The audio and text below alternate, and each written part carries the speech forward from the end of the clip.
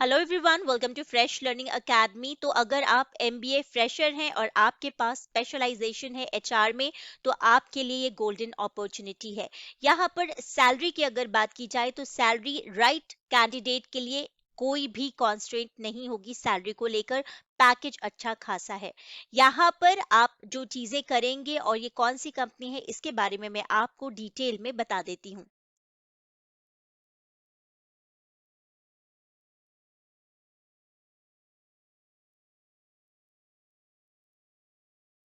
ये वैकेंसी है HR offshore position के लिए। जॉब शिफ्ट नाइट रहेगी। एक्सपीरियंस अगर आपको 1 से 5 साल तक का एक्सपीरियंस है तो आप अप्लाई कर सकते हैं।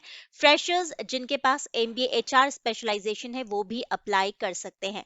जॉब लोकेशन नवी मुंबई रहेगी। सैलरी रेंज है 3.5 लाख पर एनम से लेकर 8 lakh per annum. It will totally depend on the kind of skill set and experience you possess।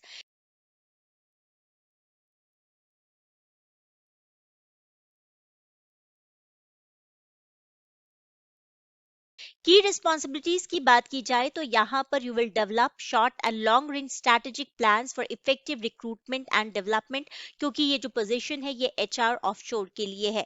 यहाँ पर review and implement compensation plans and reports, ensure compliance with HR related federal and state legislation, evaluate improvise the current HR practices to keep with time and external benchmark. जैसे ये कुछ की responsibilities हैं जो involve हैं। और जैसा कि आप स्क्रीन पे देख सकते हैं, ये जो वैकेंसी है, ये जो ओपनिंग है, ये है एक्सेल डायनामिक्स के रिलेटेड। मैंने कंप्लीट प्लेलिस्ट आप लोगों के लिए तैयार की है जिसको आप जाकर चेक कर सकते हैं।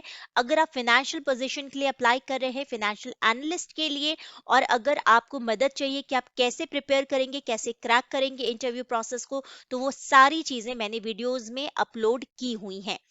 अब बात कर लेते हैं इस एचआर ऑफशोर पोजीशन को लेकर।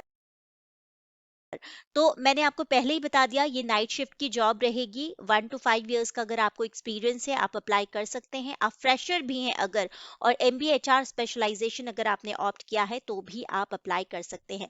की रिस्पॉन्सिबिलिटीज को आप एक बार ध्यान से पढ़ लीजिएगा। लिंक डिस्क्रिप्शन बॉक्स में मेंशन है, आप इस पेज पर जाकर सारी डिटेल्स को ध्यान से पढ़ लें। अगर आपने एक्सेल डी यानी कि एक्सेल डायनामिक्स के साथ अगर पिछले 3 महीने में अप्लाई किया है तो आप अभी अप्लाई ना करें। अगर आपने सिलेक्शन प्रोसेस को अटेंड किया है पिछले 3 महीने में तो आप अप्लाई नहीं कर सकते। If you have completed that 3 months, then only you can reapply for Excel D. और ये जो रूल है ये सारे एक्सेल डी जितने भी पोजीशंस या वैकेंसीज निकलती हैं उनके लिए ये अप्लाई करता है।